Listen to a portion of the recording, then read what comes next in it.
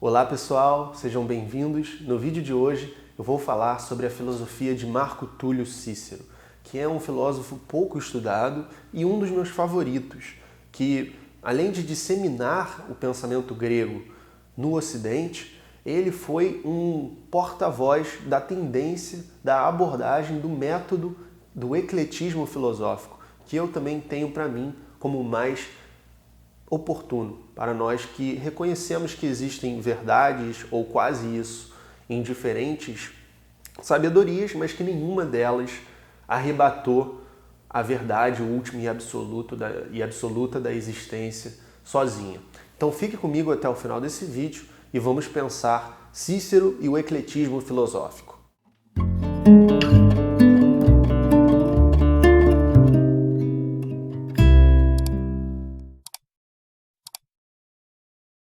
Meu nome é Matheus Benites e aqui no meu canal do YouTube eu trago filosofia e cultura para você com qualidade, profundidade e leveza.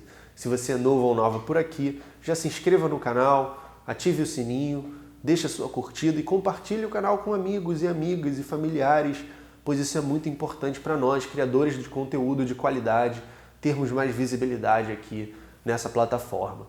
Bom, Marco Túlio Cícero foi um homem muito erudito, muito educado, que teve uma prosperidade muito grande na cultura romana por conta da sua oratória. Ele foi um advogado, chegou a ser questor também, que é um cargo administrativo relacionado ao Senado romano de administração de finanças. E, eventualmente, ele se tornou também cônsul. Mas Cícero, como era um grande orador e um baita advogado, ele era muito mal visto por seus rivais políticos. E isso, assim como foi o caso de Sêneca, de Sócrates, custou-lhe a vida, né? Muitas vezes a virtude custa a vida. Marco Antônio, o rival político de Cícero, mandou assassinarem eles, né?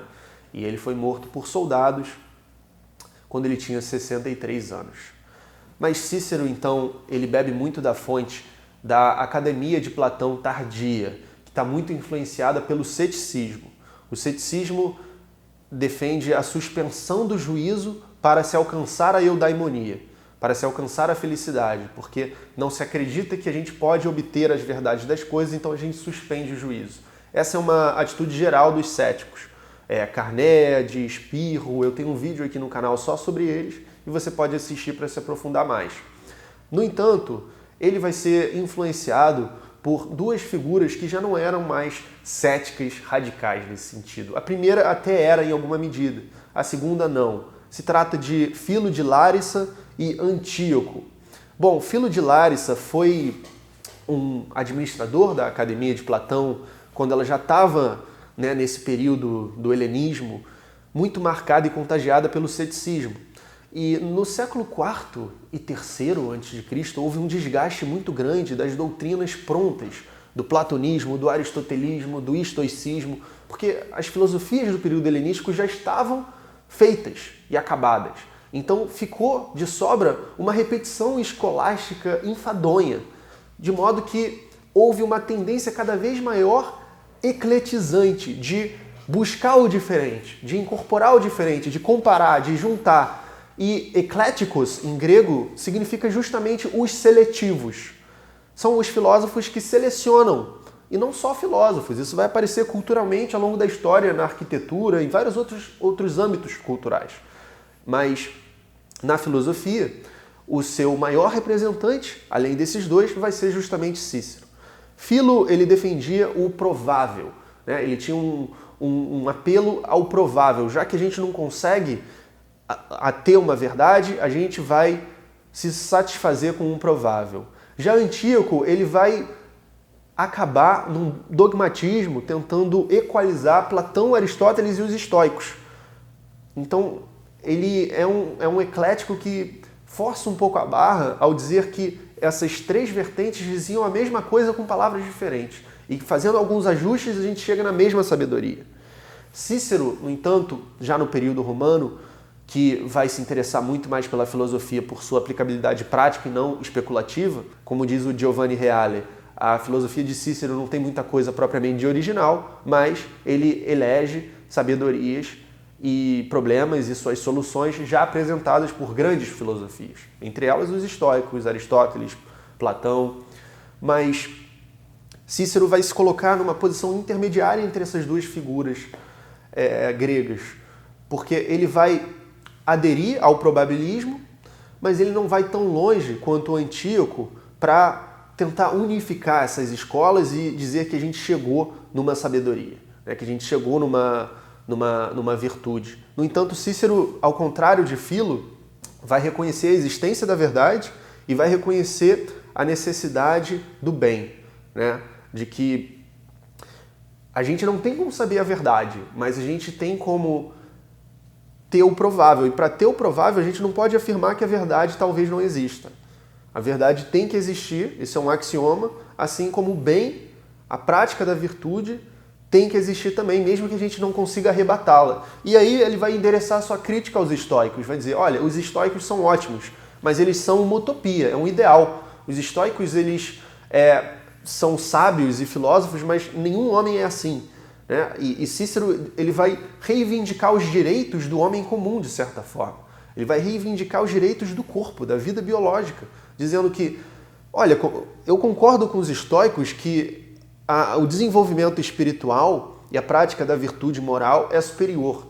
Mas, para que isso mesmo seja possível, é necessário antes ter uma vida satisfatória biológica. Com a sua experiência retórica da Assembleia, das discussões, ele utilizou o método pró e contra na filosofia também, que é um método simples e muito funcional. De duas proposições, você vai eleger a que é mais verossímil e vai ficar com essa. Então, portanto, para Cícero, o confronto não deve levar à suspensão do juízo, como queriam os céticos, mas sim ao encontro do provável e da prática, do exercício da retórica, da persuasão. Na sua obra Discussões Tusculanas, Cícero diz: sempre me agradou o hábito dos peripatéticos e dos acadêmicos de discutir de todos os problemas o pró e o contra.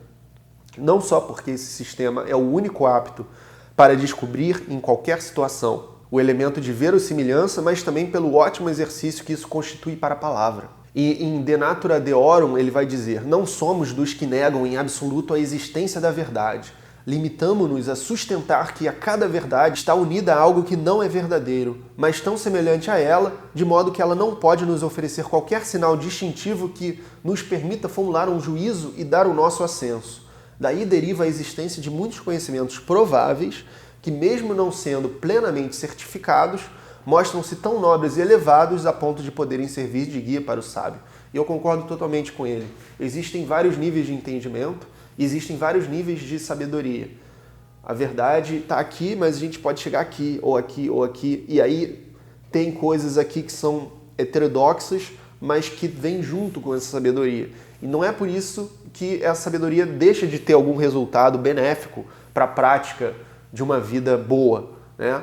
Então, eu me alinho muito com essa atitude do ecletismo. Cícero diz também nessa obra: não sou daqueles cuja alma vaga na incerteza e não tem nunca um princípio a seguir, que seria com efeito da nossa mente ou antes da nossa vida, se fosse excluída toda norma, não só de raciocínio, mas também de vida. Como os outros afirmam a certeza de algumas e a incerteza de outras, nós, ao invés, discordamos deles. Sustentamos a probabilidade de algumas coisas e a improbabilidade de outras. O provável é alcançado sem a pretensão dogmática de formar escola, e ficando livre para escolher o mais verossímil entre as escolas. Nas discussões tusculanas, Cícero diz também: há liberdade de pensamento e cada um pode sustentar o que quiser. Quanto a mim, ater-me-ei ao meu princípio e buscarei sempre, em todas as questões, a máxima probabilidade, sem estar ligado às leis de nenhuma escola particular a qual deva forçosamente seguir na minha especulação. Na obra acadêmica, ele diz: os filósofos que seguem apenas uma escola são como soldados que lutam apenas com uma arma. Aqueles que seguem várias escolas são como soldados que sabem usar diferentes armas para diferentes situações. E em De Natura Deorum, a verdade não é propriedade exclusiva de nenhuma escola filosófica, mas está espalhada por todas elas. Aqueles que buscam a verdade devem aprender com todas as escolas e usar o que for útil de cada uma. Essa é a espinha dorsal do ecletismo filosófico. Para Cícero, portanto, existem dois critérios importantes.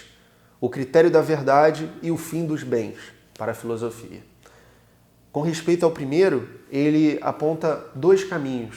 O caminho da testemunha, né, do testemunho dos sentidos, da experiência, do que a gente apreende imediatamente na nossa experiência de vida. E, em segundo lugar, o senso comum. Ele positiva o senso comum, assim como vai fazer muito depois David Hume na modernidade, por exemplo, que também foi influenciado por Cícero. E isso é algo que não é comprovado, não é verdade, como a gente está vendo aqui exaustivamente, mas é alguma coisa, também não é nada. Ele vai dizer, bom, se em todos os povos existe uma ideia de divindade, Deus pode ser que exista, sabe? Isso é o melhor que a gente consegue de uma prova. E o mesmo para a imortalidade da alma, por causa do senso comum, né?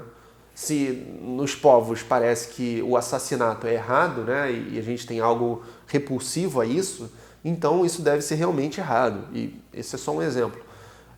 Então ele acredita, com os estoicos, que existe uma predisposição para o bem na natureza humana, para a virtude.